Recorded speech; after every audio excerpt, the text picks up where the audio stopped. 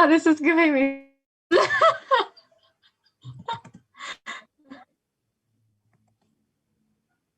Yes. Okay, well, hello everyone. Welcome to our 5th talk of our Mission Week month. It's a month. This talk, we have invited Julia, who will be talking about why is the Bible reliable. But before we start, I quickly want to introduce Julia, so that you know who is speaking, and I will quickly share something about her. So Julia Garschagen is a theologian speaker with the Zacharias Institute for Science, Culture and Faith in Germany. And she speaks at universities and in the business context across Europe, and loves to be in dialogue about a faith that is both intellectually credible and existentially satisfying. She is also co-founder of the charity Dios TV. Sorry, my Spanish is not that good, I think. But it's a charity which helps young people in Peru to get a higher education.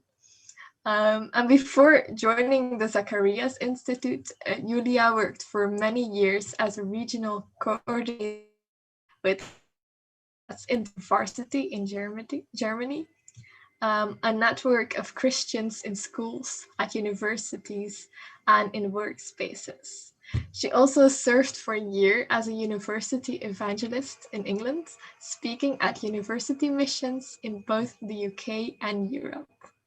Prior to this, she worked for a year with people living in extreme poverty in Lima, Peru.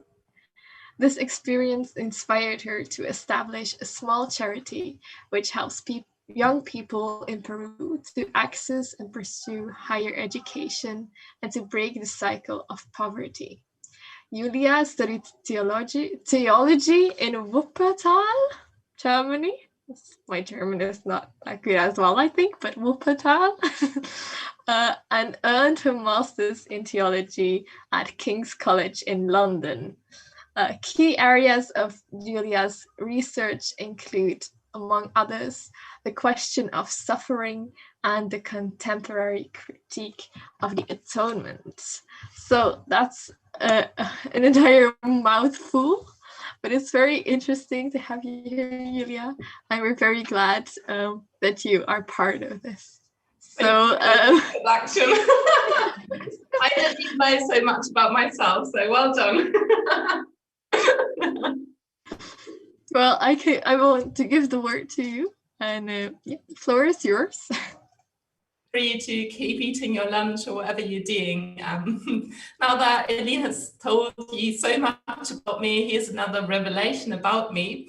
I have 2 all-time heroes. They're called Asterix and Obelix, and I guess most of you will be familiar with them as well. I have a small godchild, and when he started reading Asterix and Obelix, much to my delight, I always volunteered to read him bedtime stories, and I dressed up as Edith Fix, the little dog, for his Asterix and Obelix birthday party.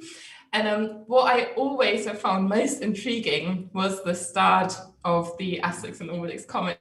And because Eileen has tried to speak a little bit of German, I'll do some Flemish as well. So here we go. Wir zijn in 50 voor Christus, je jallie is bezettet Romänen. Helemaal? Nee. Van een dorpje van onverzettelijke jallios met koppig weerstand aan de overheersers. I hope that was okay. So yeah, I've always found that so intriguing, this little group of small people who kind of still followed the old customs, the old morality, who cling to another worldview. And it does sound quite endearing, doesn't it? But in real life, I guess most of us would say, well, that's actually rather silly to withstand progress in that way. We all people of the 21st century, we are proud about the progress we made in technology and science and education. And most of us, I guess, think it's good that we moved on from the ethics and the moral system in the times of the Gauls or the Roman Empire, and we generally have adopted a more progressive worldview. But then, even among us, there is this small little group of people who seem to be holding on to a worldview that is long outdated. We don't call them Gauls anymore, we call them Christians. These Christians seem to follow a moral code that was formed shortly after the death of Julius Caesar, whom we all know from Asterix and Obelix. They base all that on an ancient document written 2,000 years ago that was presumably, so many people say, changed and altered in the meantime, and that is probably as much of a fairy tale as Asterix and Obelix. And maybe, yeah, we can say, well, that's quite endearing, but actually, how can intelligent people of the 21st take the Bible more serious than Asterix and Obelix? And shouldn't Christians outgrow their belief in the Bible, just like we outgrew our belief in Miraculix magic potion? And why would this ancient book be any more relevant to our personal life and to the society than Asterix and Obelix? Well, I want to be upfront. I'm a theologian, that was already mentioned, and I'm also a Christian. That doesn't always go hand in hand, but in my case it does. But I haven't always been a Christian. I was raised and born in a Christian family, and when I started this question, this search journey of asking the big questions, for me, yes, that was an existential journey. I wanted a worldview that was emotionally satisfying, but equally important for me, it was also an intellectual quest. I also wanted a worldview that was intellectually credible. So when I started probing into Christianity, I was actually quite struck that this wasn't a religion that was sent out a moral code or just a system of philosophical beliefs. It wasn't even centered on a book, but around a person, the historical person of Jesus of Nazareth. And when I started looking into this Jesus, I realized he is probably the most fascinating person that I have ever encountered, that has ever lived on this planet. And I realized I just loved the fact how he stood up against injustice, for justice, even at his own cost. How he challenged those in power by laying down his own power. How he was outraged by religious hypocrisy, but loved the outcast and the unholy of the time. And it seems that he always knew people deep down. He knew everything about them, but he still loved them and looked at them with eyes of love. And that love was poured out to everyone he met. So, like no other person I had ever read about or encountered, this Jesus became immensely fascinating for me. I realized he's unique in how he lived and what he did, but I also realized the impact he has had is unique. A simple man from a forgotten part of the world had a far, far greater impact on the development of this world, of our society, than Caesar or Socrates or Plato. No one has had a greater impact on modern science, on education, on the development of our justice system, our art, of the equality of gender. Jürgen Habermas is a German philosopher, actually one of the most influential philosopher that is still alive in Germany. And he calls himself, very nicely, religiously unmusical. So he wants to say he doesn't believe in any God, but he did say a few years ago in an interview with a famous newspaper here, he said, the values of the Enlightenment and the human rights that have developed in modernity are unthinkable without the foundation of the Christian idea of humans and without worldview. So actually, just for academical reasons, I think it's important to have a look at this Jesus if we want to understand our culture. And then my fascination with Jesus actually led Bible, it led me to have questions about the Bible. I wanted to find out, is there more to this book than to Asterix and Obelix? Because obviously the Bible is the primary source if we want to have access to the person of Jesus of Nazareth. And if it's not trustworthy, then obviously we don't need to bother about this Jesus, because the picture would be just too blurry to really know anything about him. So that was my journey of starting to look into the Bible. I then studied theology. I really meant it. And it's actually part of a theologian's work to do the work of a historian, to look at the source material and the different evidences that we have, and to come up with the most plausible explanations for the facts that we find. Now, obviously, history, and some of you might be studying history, doesn't use empiric methods, but it works with plausibilities. And we do take for granted, for example, that Julius Caesar exists, not just because we know him from Asterix and Obelix, but because there is enough historical evidence for his existence, even though we never have proved him in the lab. It's just much more plausible that he actually lived and that he did fight the Gallic War than to think he didn't. So if we want to find out about the historical credibility of the Bible, that's just what we have to do. We don't have to take the Bible as a holy book or religious text, but we need to consider it as source material from the first century and approach it with historical methods. That's what historians do, and that's what I was trained in as a theologian. So let's jump into it and have a look at this. And please do come back and ask questions afterwards. Please be critical about what I'm saying to you. So what historians do when they have ancient manuscripts, one of the first questions they ask is, who wrote this and when was it written?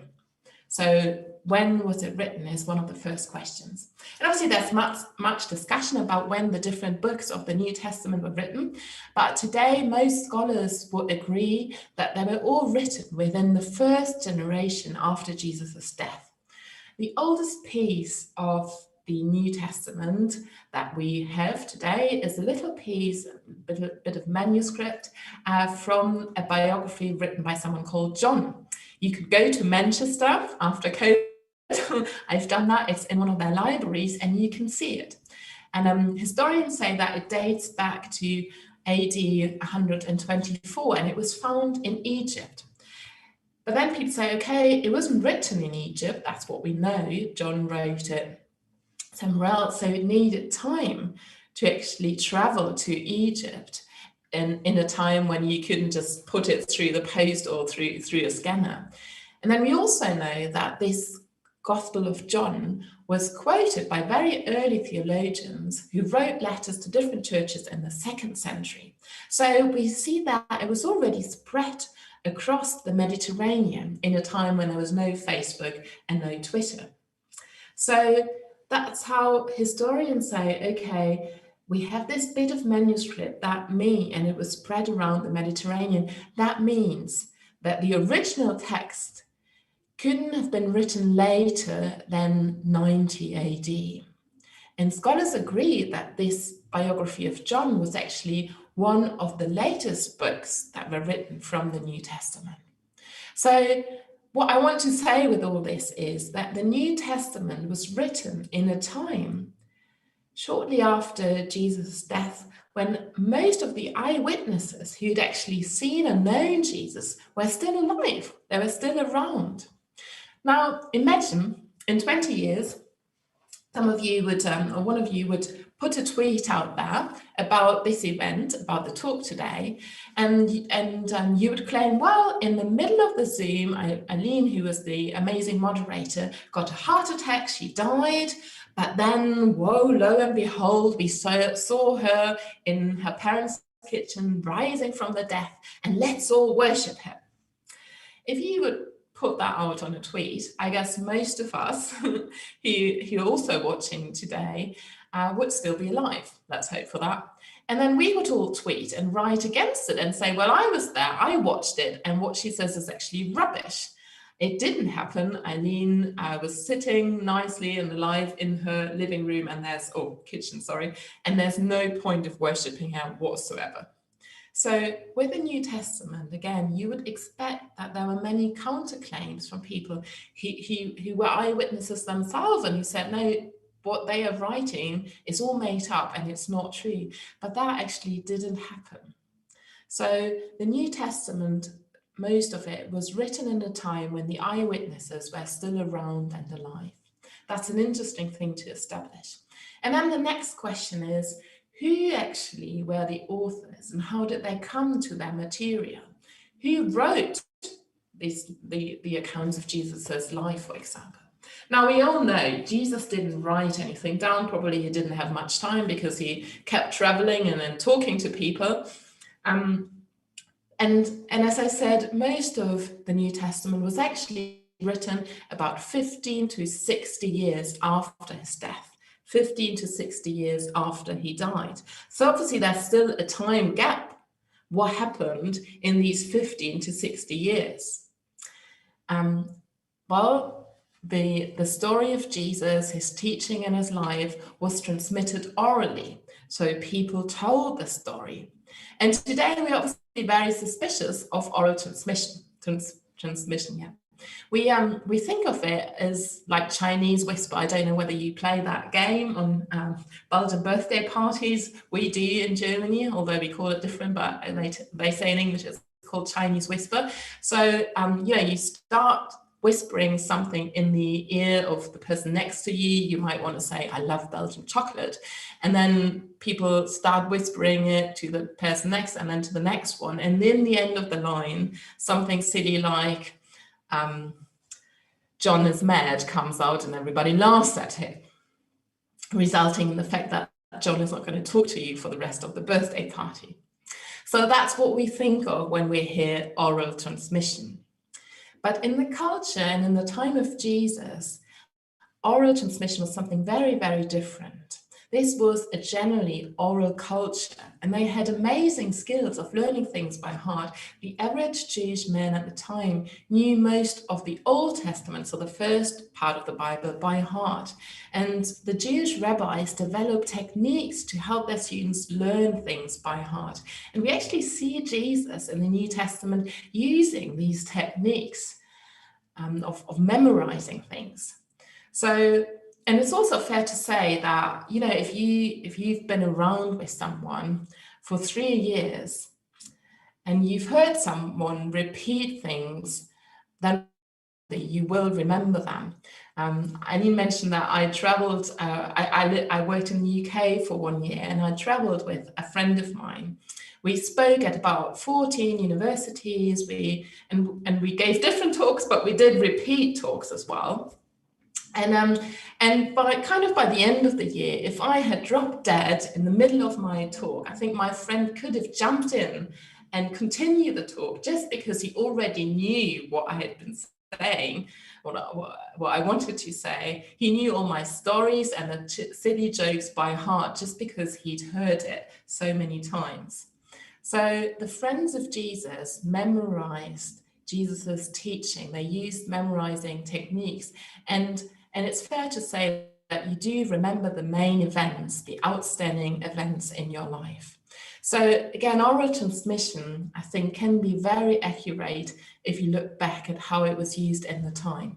And the 4 biographical accounts of Jesus actually do go back directly to the friends of Jesus, or to people who have spoken to the eyewitnesses. These are eyewitness accounts. 2 of them were written by people who'd been traveling with Jesus for 3 years, or who, in the case of John, worked very closely with someone who'd been traveling with him.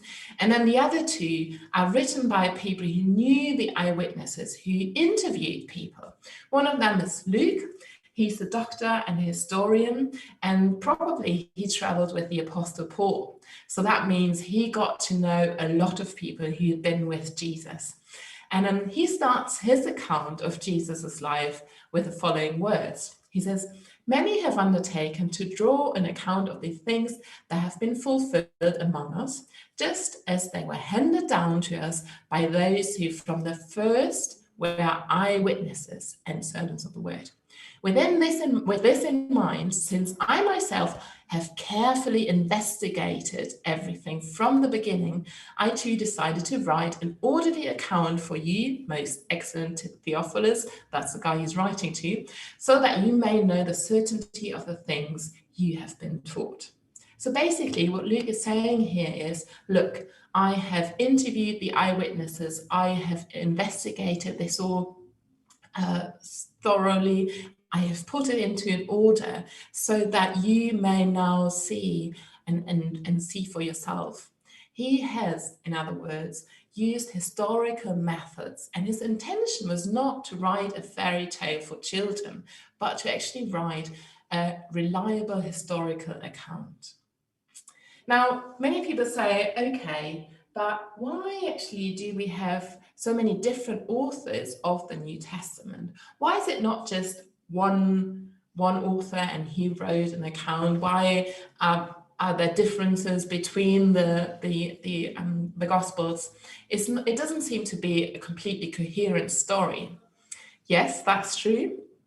There are things where the four biographical accounts actually differ, but I do want to say that for me, that makes it much more credible because we get different perspectives, and then these different perspectives can correct and complement each other.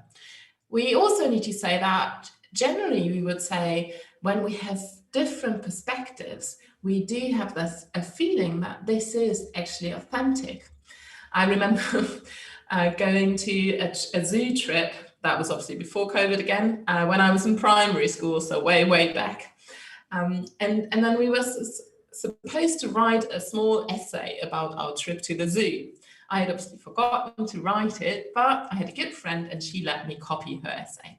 I was really struck when the teacher called me out and said, "I think you've cheated." And I thought, how does she know? Well, obviously she knew because our two reports were so identical that she became suspicious. You see, diversity and different angles of narratives are actually a proof of authenticity. Differences make the story more credible. And scholars think that the different writers of the New Testament actually did know each other's writing as well. So that shows they were actually free to write their own accounts. So there was no standardized version by the authority. They had the freedom to investigate for themselves and to write from their own memories. And I do think that makes the account actually much more credible. So when was it written? Actually very close to the life of Jesus, to the actual events. Who was it written by and with what intention? It was written by eyewitnesses or by people who knew the eyewitnesses with the intention to write up historical accounts. And then another question historians would ask is, how does it actually fit other evidences? Is there anything we can say about evidences outside of the biblical text, actually? And again, that's interesting because Jesus is actually mentioned outside of the Bible. In the case of the New Testament, we find several mentioning of the main characters like Jesus and his friends, his disciples, outside of what was later called the New Testament. So we have the Jewish Talmud, we have a Jewish historian called Josephus, who actually mentions the major events of the New Testament, for example, the stoning of Stephen. And in his Antiquities of the Jews, he says this: "Now there was about this time Jesus, a wise man, if you can call him a man, for he did wonderful works, a teacher of such men who received the truth with pleasure. He drew over to him both many of the Jews and many of the Gentiles." So that was the Greek and the Romans at the time. He was the Christ. And when Pilate, at the suggestion of the principal men amongst us, had condemned him to the cross, those that loved him at the first did not forsake him. For he appeared to them alive again on the third day, as the divine prophets had foretold these and 10,000 other wonderful things concerning him. And the tribe of Christians that was named after him do still exist up in this time. Now, it's worth saying that Josephus was a Jew. He wasn't a Christian. So he wasn't interested in making up anything for the Christians. He was just reporting this for his Roman, for a Roman guy. It's fair to say also that many scholars actually doubt the authenticity of the passage that I just read. We call it Testimonium of Flavius, of Josephus, but they do that because they think it's just too good to be true. It mentions too much of the Bible. The problem is that it does appear in all the manuscripts. So I do want to say, I think there is a good point to make that it is actually authentic. Now, we don't only have Jewish writers, we also have Greek writers like Tacitus, Suetonius, Pliny, who mention Jesus. And again, that is actually outstanding because Jewish writers at the time weren't bothered about a Jew in the most unimportant province of this massive empire. Roman history writing mainly focused on the great deeds of the emperor. They weren't interested in any religious sect. So it's highly unlikely that they would actually mention Jesus, but they do. The German New Testament scholar Gerhard Tyson, who's not a Christian, therefore says this: these comments have developed independently of each other in different contexts and on different occasions. Opponents, skeptics, and sympathizers of Christianity presupposed Jesus' existence and didn't have reason to doubt it. This is an explicit indication for the fact that they handed down facts that could not have been invented. It is not imaginable that fallible human beings could have come to this conformity with each other and with the Christian tradition by pure chance or by inventing it together. The randomness of the historical sources gives us certainty that we are in contact with a historical figure, not with a mere fantasy of ancient days.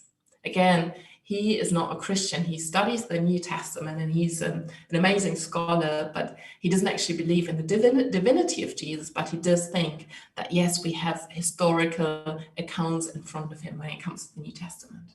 It's also worth mentioning that we also have historical evidences that this, I don't want to say prove the New Testament, but that gives credibility to it.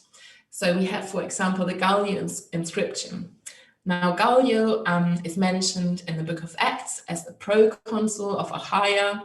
You can forget about him after this.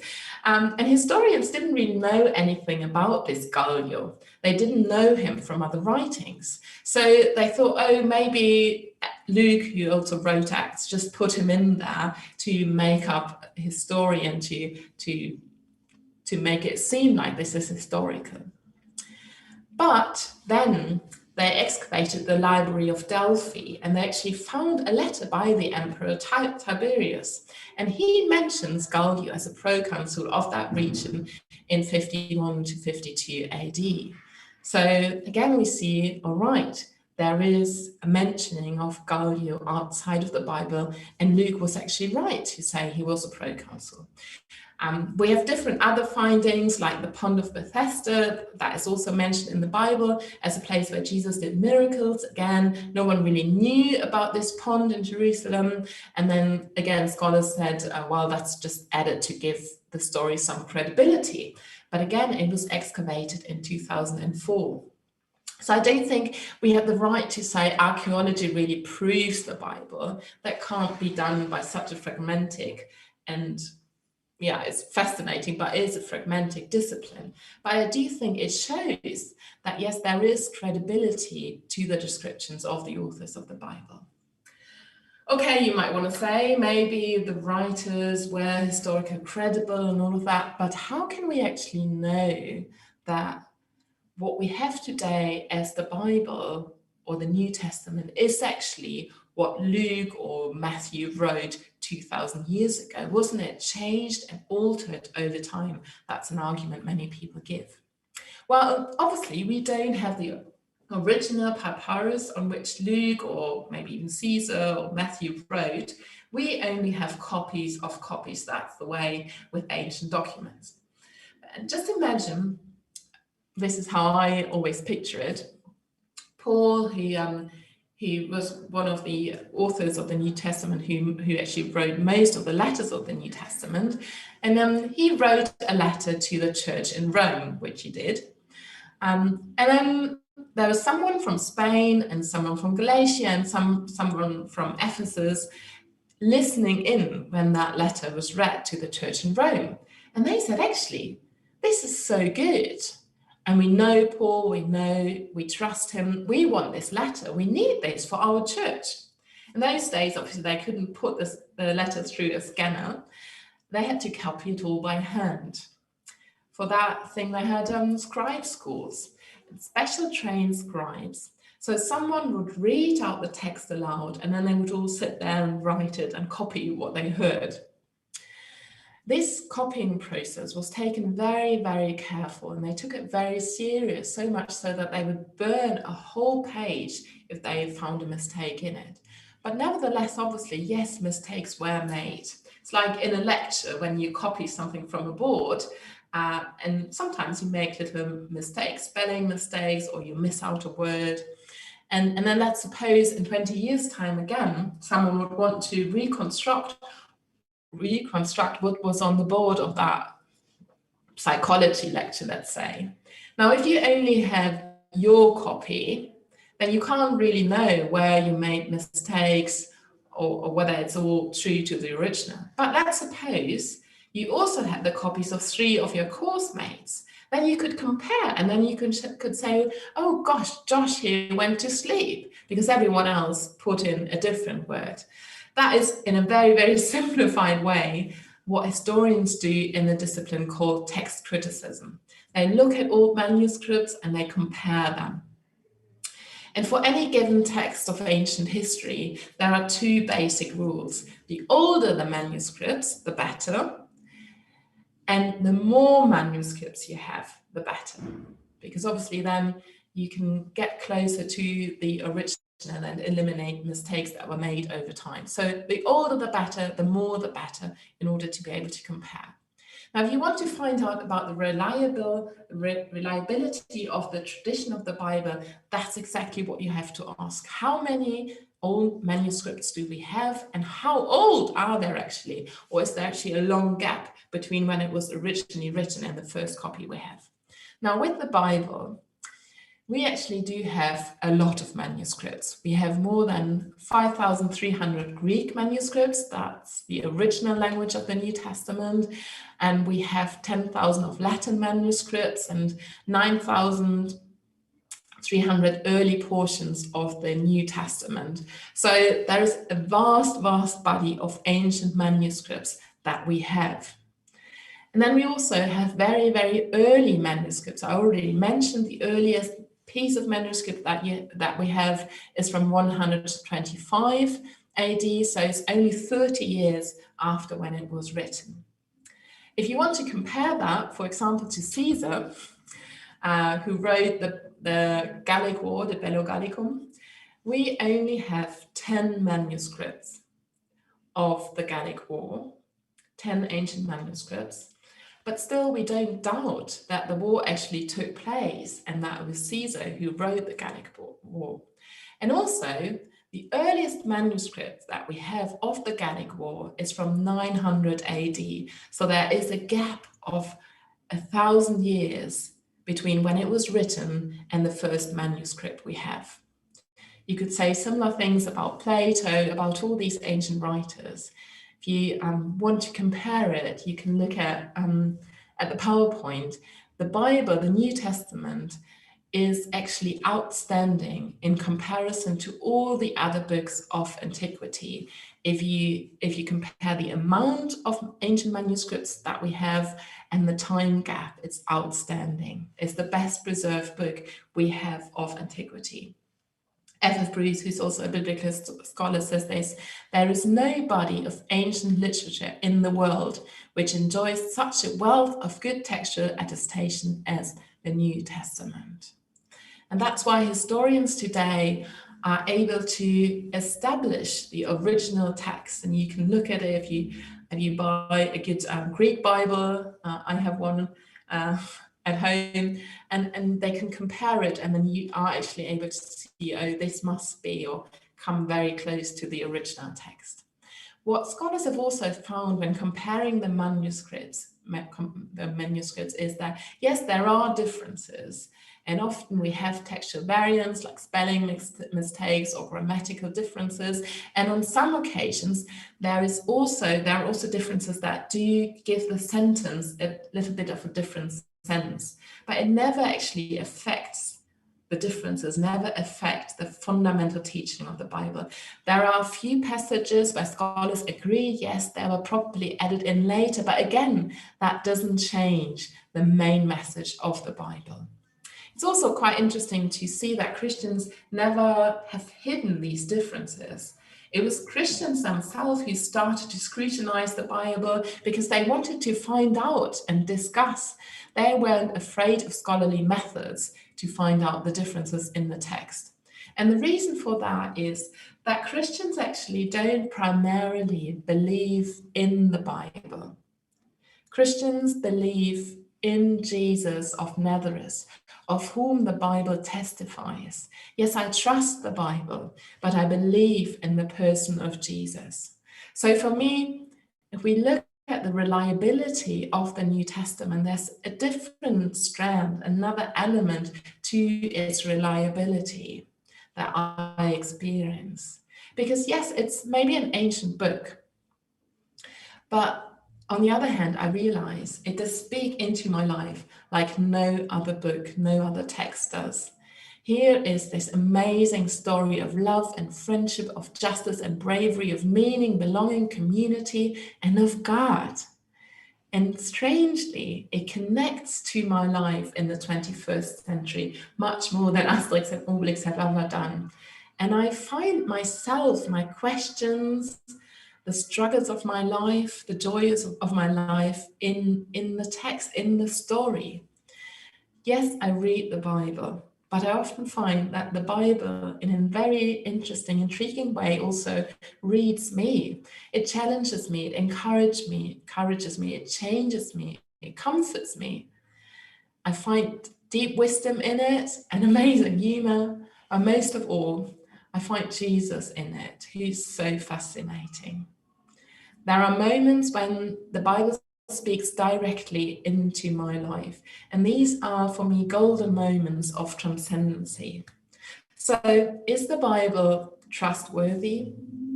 I do think both on a scholarly, intellectual level, as I said, it's the best attested document that we have from antiquity, but also on the existential level, it speaks into our lives. It introduces me to the most intriguing character of Jesus of Nazareth. Now, my friend was given a telescope a few years back, and we gathered and we looked at it, especially the guys discussed all the technical requirements of it and the different brands of the telescope, and that was all great and valid. But the real moment of awe was when we gathered one night. And we didn't just look at the telescope and discuss the telescope, but we looked through it. And then we saw this most amazing picture of the stars and the planet. The telescope is not meant to be looked at primarily. It's meant to be looked through to see the amazing pictures of the stars and the universe. You can look at the Bible and ask who wrote it and is it reliable, and that's all valid, and I think we should do it. But I think we would miss the most amazing view if we never looked through it at the person of Jesus Christ. Ultimately, it's him who convinced me to become a Christian and to stay a Christian, because it's the joy of my life to share my life with him. And that is an invitation that is on offer for all of you. Now, I don't know whether you have actually read the Bible, whether you have looked at it as a source material of the first century with the eyes of a student. Maybe you've heard stories children's stories when you were little. But my challenge to you is whether you believe in Jesus or you don't. Why don't you try it? Why don't you have a look at it and approach it not as a holy text, but for academical reasons as a source material, and try and find out for yourself? Eileen will tell you in a minute of how to come in contact with the student group, but I do recommend reading one of the biographies of Jesus. And why don't you take up this challenge and discuss it with someone, read through it, see what you make of the person of Jesus. I think you'll definitely find it worthwhile. Thank you so much for listening for such a long time, and thank you for having me today. Thank you, Julia. It was very interesting to look at the Bible like this. I myself, I am a linguist. I'm studying linguistics, so I thought it was very interesting to look at the Bible like that. So thank you very much. Now we have time for questions. So if anyone in the Zoom meeting or in the live stream has questions, you can send them. And I see that I already have one. Go for it. So why are there differences between the 4 accounts, and why? As I say, that there are differences, but I do think most of these differences actually come from people having different angles and looking at the story from their own personal background and their own personal experience. I guess if all of us in this Zoom meeting would write something, even about this hour that we are having together, it would be very different, depending on your character, depending on what you found interesting or didn't find interesting about what I've just said. So all the more so if you write about a period of 3 years, I do think it actually does make it more credible if we have different angles and different ways of looking at it. It's also fair to say that in the time of the first century, in the ancient times, they had a little bit of a different understanding of what history writing actually means. So today we would say, okay, if you want to write a book of history, you need to write it all in the correct order. In the ancient times, we don't only see that in the New Testament, but also with Roman writers and Jewish writers, they felt much more free to kind of arrange their material. So the differences that we find in the Gospels are often differences of timing. So did Jesus did the woman wash Jesus' feet rather at the beginning of his ministry or rather at the end of his ministry? And then people see a contradiction there. But for the ancient writers, that wouldn't have been a contradiction because they felt freer to rearrange their material in terms of order, but that doesn't mean that it didn't happen. It was just a little bit of a different understanding of writing history, but that doesn't mean it's not something true that they're telling. Thank you. I have another question. Yeah. What about the letters of which we don't know the author of, like Hebrews? Yeah. How can we measure their credibility if we don't know the author? Mm-hmm. Yeah, so there are a few letters that we know. Most of the letters we actually know who wrote it, but then there are a few who doesn't mention the author at the beginning, so we just say, well, we don't know.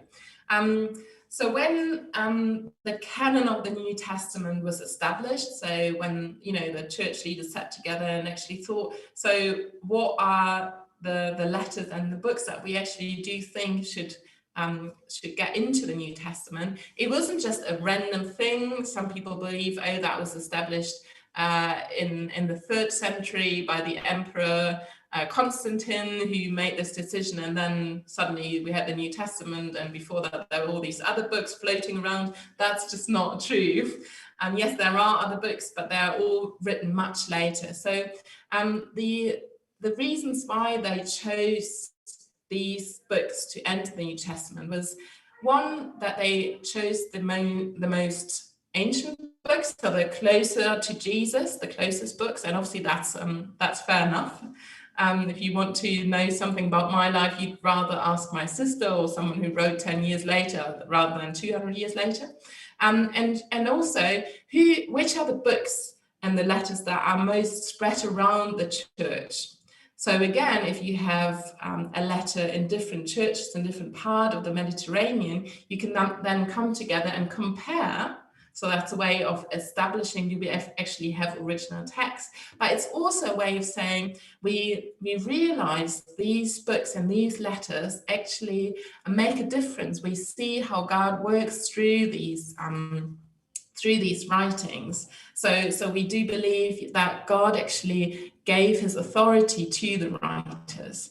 So I understand the question. Yes, you do want to know about the author, but I do think if the author is not mentioned, that doesn't necessarily mean that the book is not credible, because there are these other ways of establishing that, yes, it was something close to the eyewitness, close to the events of Jesus, and it was spread around and people realized, yes, God is actually speaking to us through these letters. Okay. I have another question as well. Like, what are, if the differences are too different to complement each other? Like, for example, my professor in class, he was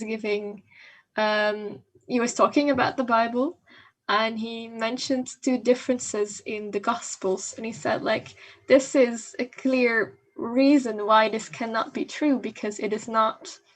It says something totally different. So, is there? Do you remember the example you gave? Yes, it was about the birth of Jesus. That first, I don't know, I think it was Matthew and Luke. Luke, yes. So first they start in Nazareth and then go to Bethlehem, and then in the other way, it's the other way around or something. It was about the places that were not compatible.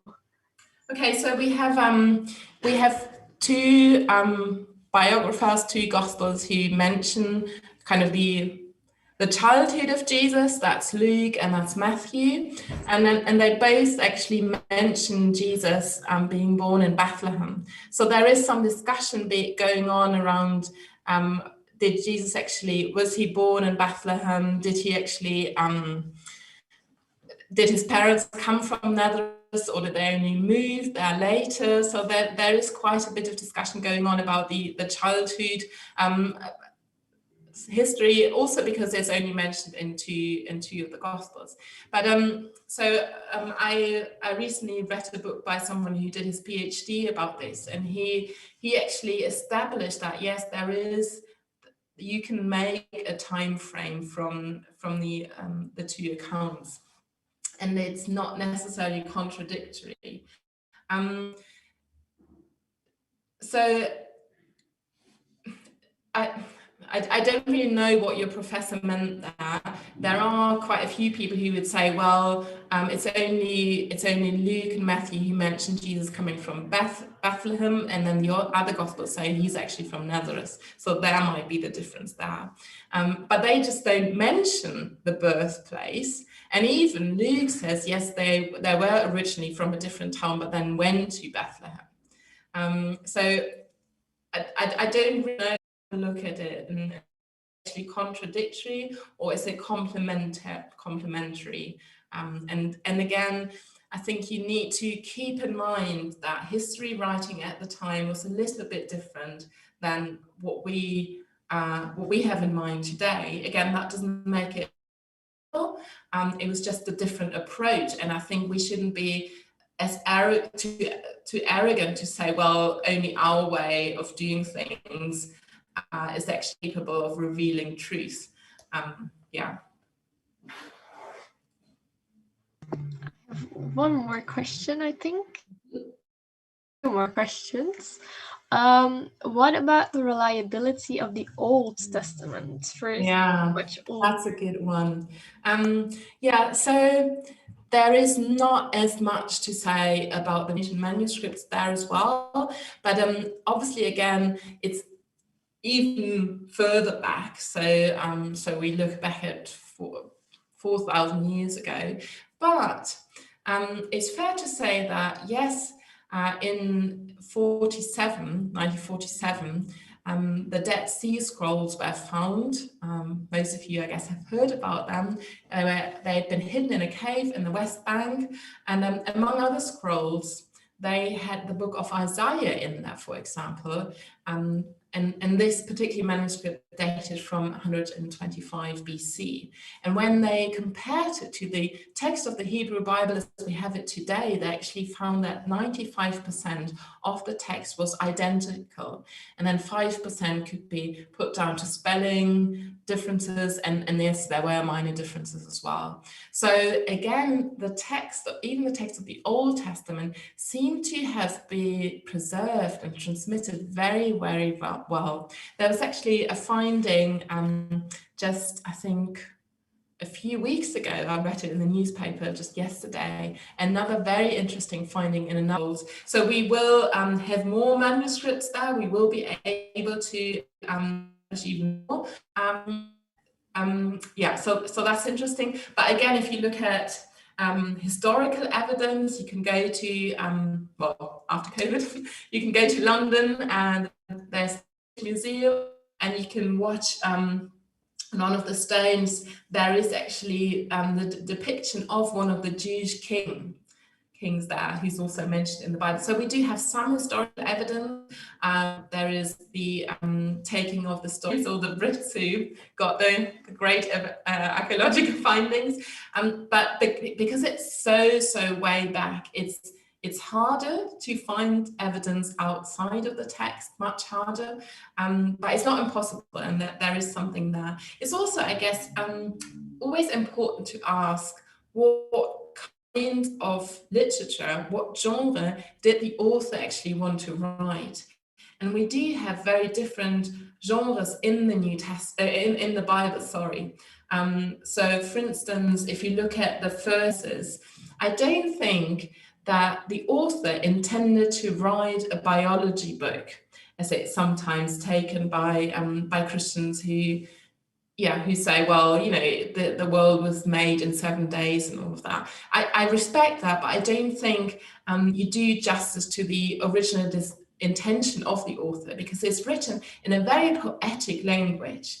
So rather than taking this as a biological book, I do think what the writer wanted to do is, yes, to write about truth, but in a very, very poetic way. So I do think you mistake his intention by reading it as a sort of biology at the different genres as well.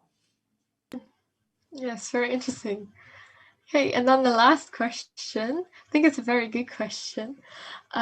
You often point to Jesus. What should I take Jesus as evidence of what? No, sorry. Why should I take Jesus as evidence of God? Couldn't he be just a religious leader as Mohammed or Gandhi? Oh yeah, that is actually, I do think Jesus didn't actually leave that option open. You see, the religious leader of all times have made claims like, I can show you the truth, I can, here is a book, I got a revelation from God, and I'm a good teacher and all of this. And yes, there might as well be. But Jesus actually made a very, very different claim. He claimed things like, I am the truth, I am the life, I am the only way to God. Actually, I am God. That claim goes throughout the whole New Testament. Now, someone who made that claim, what would you think about that person? Just imagine I would turn up in Antwerpen tomorrow morning and get in front of your university and say, well, you might not have realized, but actually, I am God. What would you say? Well, maybe you think, you know, she's from Köln, they have carnival, they're sort of nuts anyway. And sent me to the hospital directly and have a look at my brain, and sent me to the psychiatrist, and that would be very nice of you. So someone who claims to be God is either a liar or he's crazy. That's not the case. But Jesus actually made that claim, didn't leave the option open to say, oh, he's a teacher. Because if he was a liar, then he wouldn't be a good moral person, would he? And if you say, well, you know, he's an amazing prophet, well, if he was lunatic, if he was crazy, you don't actually want to follow the teaching of a crazy person, do you? So that option to say, well, he's just like one of the other religious leaders, it's not actually open. It's this great challenge that his claims put in front of us. What do you make of Jesus? Is he a liar? Is he crazy? Or is he actually telling the truth? And I do believe that he actually did tell the truth, not because of things he made, but because I do believe that there is good historical evidence to actually think, yes, it is plausible that Jesus did rise from the death at the end of his life. So that if that really happened, I do think at least he would be a good starting point to find out more. If he actually rose from the death, then he would be someone who could tell us something reliable about God. So that's my challenge for you. Have a look at what you think about Jesus yourself. And maybe, you can even say to him, now that's a challenge. You could say, well, Jesus, if you are still alive, show yourself to me. That's a dare. But why don't you pick up on that dare? It might be worth doing it. I do think it is, because meeting Jesus is just the most amazing experience. Yeah, that sounds like a very good challenge. Here we go. Well, then this is done the end of the talk. I really want to thank you, Julia. And for people who are interested, we really want to advise you to fill in the form that will now, appear. This is a feedback form, so I really would like your feedback. But also, if you want to know more, or if you want to talk to us, you can fill in the form and we will contact you. But if you want to know more at this very point, we will also have a little discussion after this where you can talk to Julia.